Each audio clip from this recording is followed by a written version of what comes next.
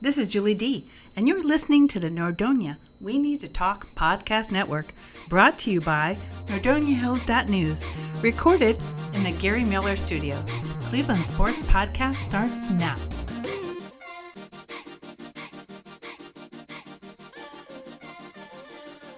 Good afternoon, everyone. Welcome to another edition of the Cleveland Sports Show. Today with me, Darius. We have a ton of things to talk about today. First off, we're going to talk about another victory for the Nordonia Knights and their 7-1 season as they demolish the Cuyahoga Falls Black Tigers by a score of 48-12.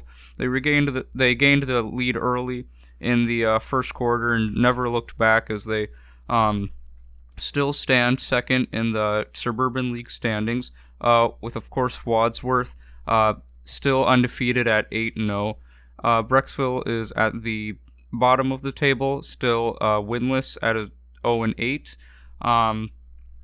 The next game for the Nordonia Knights will be this upcoming Friday as the North Royalton Bears come to town. The Bears have a record of 3-5. And will be looking for their fourth win as they travel to Nordonia to take on the Knights, who are 7-1. Now, I have a ton to talk about in terms of Cavs basketball. The Cavs ended their preseason on Friday. Their four-game preseason, they with a 2-2 record, winning their first two games and then losing their final two games. I'll be very honest with you. What will these preseason records have on the impact of the season? I honestly don't think, because it's the preseason, they won't have any impact. Because not a lot of the big stars are playing, like Kevin Love. They wanted to rest him as much as possible to get him ready for the season, obviously, because he's going to be such a huge factor for the Cavs this season. Not to mention Colin Sexton, who surprisingly did very well in his first two preseason games, both against the Celtics, where he averaged 15 points and 13 points on their loss to Indiana on Monday, October 8th. He only scored 3 points, but then was able to bounce back on Friday night in Detroit, scoring 8 points. And speaking of the Cavs, we have a question from a fan named Gino. So shout out to Gino. And his question is, how many games will the Cavs win this season? Well, first of all, Gino, thank you very much for tuning in to the Cleveland Sports Show. Thank you very much for listening. To answer your question on the Cavaliers, I'll be very honest with you and say that they will win probably about 30 games this season. Because the East is so much more competitive with the Celtics, the Sixers, the Raptors, and a couple of other teams like the Wizards, the Bucks, and the Pacers, there's going to be very little room for the Cavaliers to sneak into a 7 or 8 seed. I think that, the one All-Star in Kevin Love, I just don't think is going to be enough for the Cavaliers to make the playoffs. So I'm thinking about 30 to 33 games this year is probably about the maximum number of victories that the Cavaliers will have this season. And Gino, if you're interested, please keep following me on Twitter at Nordonia Sports, where I give all of the post all of the podcast episodes as well as pictures and summaries, and those episodes give you direct links to NordoniaHills.news. So again, Gino, thank you very much for listening to the show, and keep on asking such great questions. And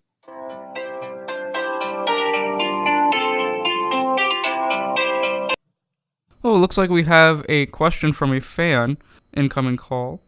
My question for you this week is, will the Timberwolves be able to set aside their issues with Jimmy Butler and play decent basketball? That is a great question, Leon, and I actually have a lot of answers for you. The Timberwolves, I will be extremely honest with you, based on their preseason performance, I'm going to tell you no.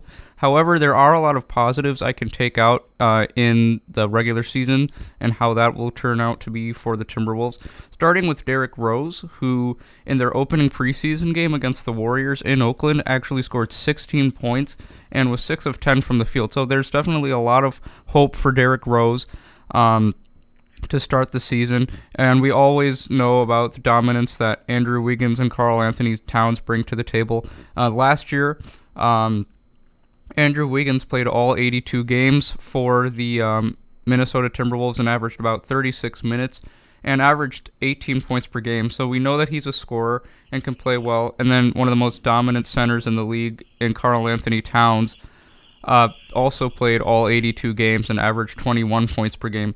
Like I said, I think because Jimmy Butler has made it so clear that he does not want to play for the Timberwolves anymore, but I don't think that they're going to be able to set aside a concern by their best player. However, with the talent that they have right now and it's willing to play, I think that there is some optimism that we can see for the Timberwolves this upcoming season. Well, thank you. Great answer.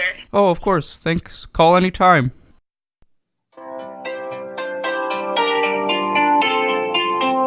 Oh, we have another caller standing by. Hello, this is Darius. You're on the air. What's your question today? Hi, thanks for taking my call. I'm a long-time listener and a big fan, Darius. What do you think Kawhi Leonard can bring to the Toronto Raptors this season? Well, first of all, thank you very much for all of your kind words. What's your name? I'm Eric from Sagamore Hills. Well, thank you, Eric, for your question. To get back on your point of Kawhi Leonard, I think that Kawhi Leonard will definitely bring a huge positive to the Raptors this season, more than DeMar DeRozan did, just because of how dominant he is as a scorer.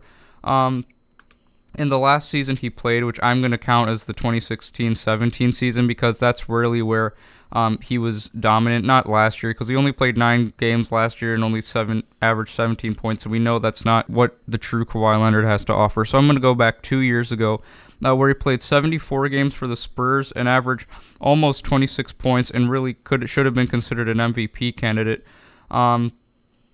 He shot about 54% from the field, and now with Kyle Lowry, the other All-Star alongside him, I definitely think that the Raptors have a huge chance to come out of the East this year, especially with their biggest fear in LeBron gone all the way to the Western Conference.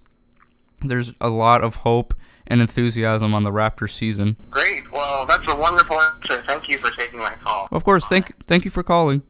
And fans, if you're interested, please tweet me your questions on Twitter, and I will get back to those questions, because these are such awesome questions that you guys are asking. Thank you very much for all your interest in the show.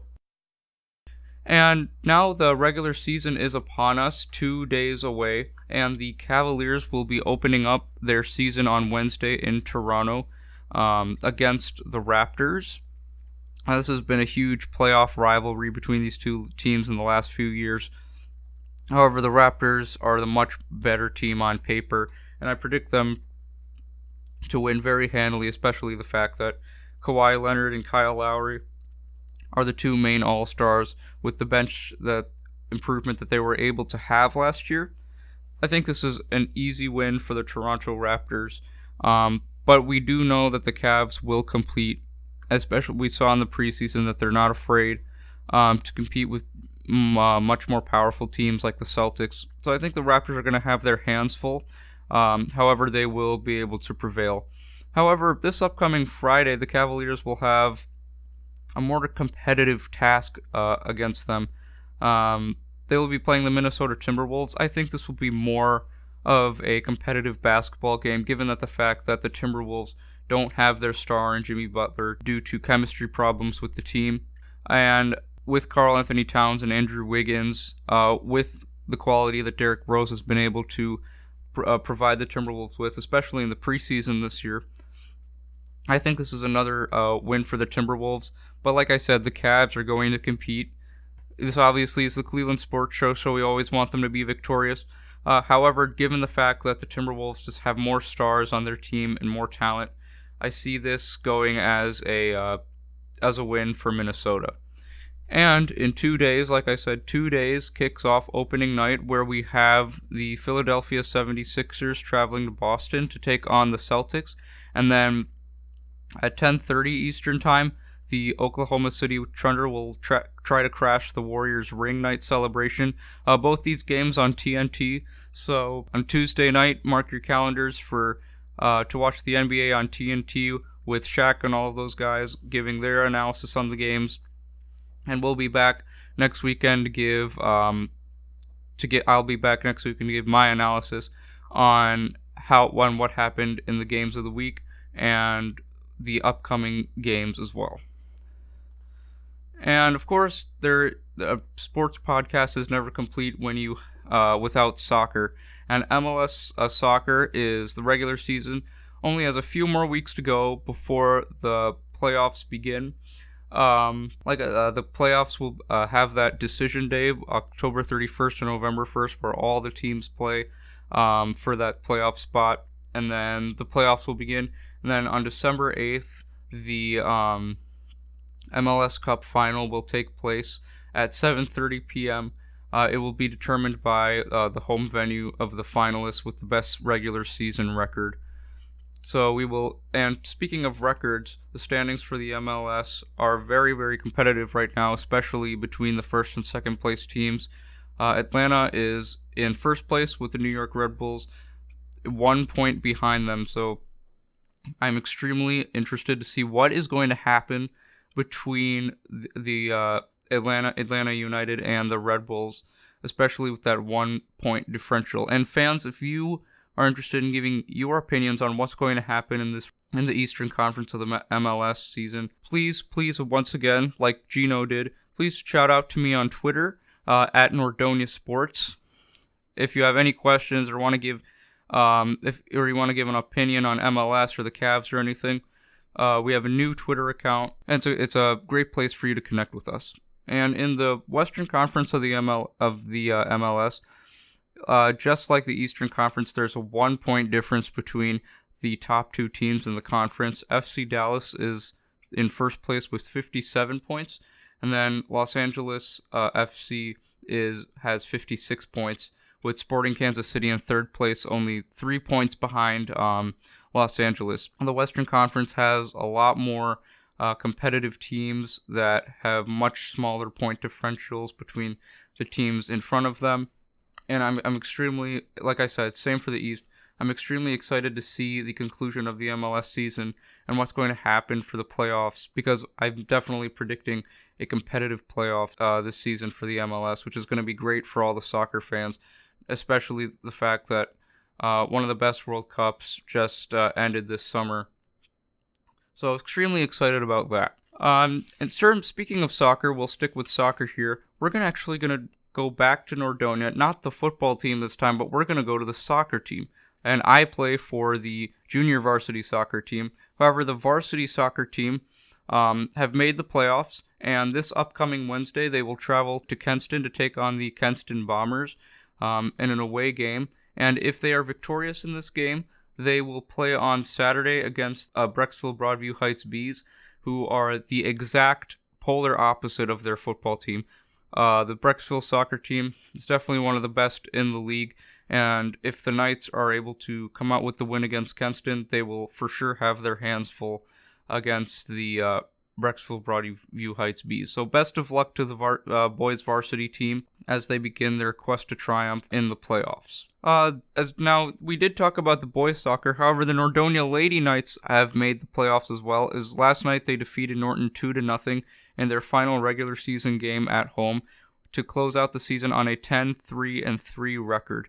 Their first game will be at Solon on Thursday. So best of luck to the Lady Knights and the boys varsity team, as Nordonia Soccer is in a great place right now with both teams making the playoffs. And if you are interested in keeping up with us, make sure you follow other people on NordoniaHills.news. We have some great work from DJ Resch, Jacob Malenzik, and Wilson Riley, who are all making great contributions to NordoniaHills.news. So once you, if you're interested in my show, also go check out all the other great work that those three guys are doing, because we have some great talent that is being shown here on NordoniaHills.news, and we want to make sure that you see all of the hard work and dedication that these students are putting in. In the baseball world, the Indians were swept by the Houston Astros, as I predicted, 3-0. The Indians were just outmatched by the defending champions.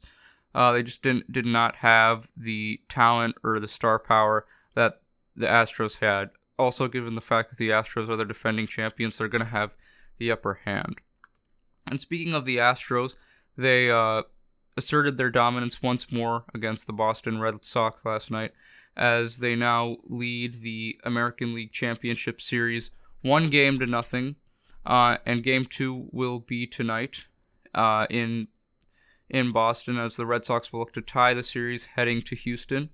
However, if the Astros do win, they will only need one more home win to clinch the series, so this is for sure a must-win for the Red Sox, in my opinion, because as we saw with the Indians, if you go down 2-0 in a series, one more loss and it's over, and that was the perfect example with the Indians last Monday, who just were not able to assert themselves with the dominance of the Astros. So will the Astros be able to come out victorious, or can the Red Sox stay alive and tie the series at 1 game apiece? We'll all see. The first pitch is at 7:09 p.m. today, coming from Boston. And last but certainly not least, the Cleveland Browns, as we speak in this podcast, are playing the Los Angeles Chargers. The Browns were able to have another victory this past Sunday as they defeated the Baltimore Ravens 9-12 at home. This home game this week will be the final game for the Browns as they head back on the road next week to take on the Tampa Bay Buccaneers and the Pittsburgh Steelers, both away games. We all know about that historic Browns and Steelers rivalry. It's going to be extremely interesting to see what the new look Browns are going to be able to come up with against the Steelers, who are struggling mightily without Le'Veon Bell, and the fact, not to mention the fact that the Steelers and Browns tied on the opening week of the NFL.